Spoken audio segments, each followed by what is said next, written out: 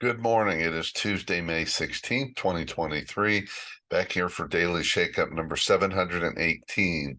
And today I want to come back to a topic that I've talked about, I know several times over the last 3 or 4 years, this idea of patterns in our life and then breaking the patterns. And too often we think of these as habits. I've got a bad habit. In a way, they are a habit in that they are typically unconscious and they are reactive behaviors, whether they actually be actions or inactions or ways of thinking or how our emotions respond. But the point is that we all have patterns. Some patterns are have a more of a negative impact in our lives. And ultimately, we can build some patterns that maybe serve us in our lives and our leadership. But often these are the patterns of behavior, thinking, emotions, reactions that get in the way of what we say we want in our lives, what we say in terms of how we want to show up as a leader.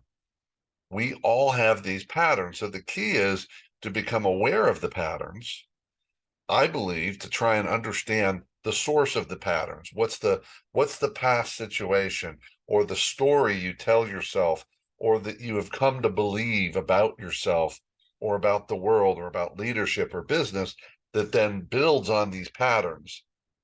Now, the one real problem is, yes, it's great to become aware of those patterns, but sometimes it's very difficult because the patterns may not seem obvious.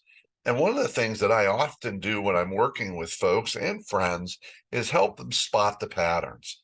So you need to often find some pattern spotters because some people, especially outside of the circle, because it's your own circle, it's hard to see things yourself, need to be able to see sort of from a higher level what those patterns are so they can actually say, hey, this is a pattern. Look at this consistent behavior and look at what has created in terms of your impacts and outcomes, whether it's personal or professional.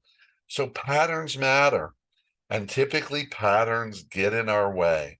And we need to better understand our patterns by knowing that they're there, acknowledging the patterns, looking for the underlying drivers of the patterns.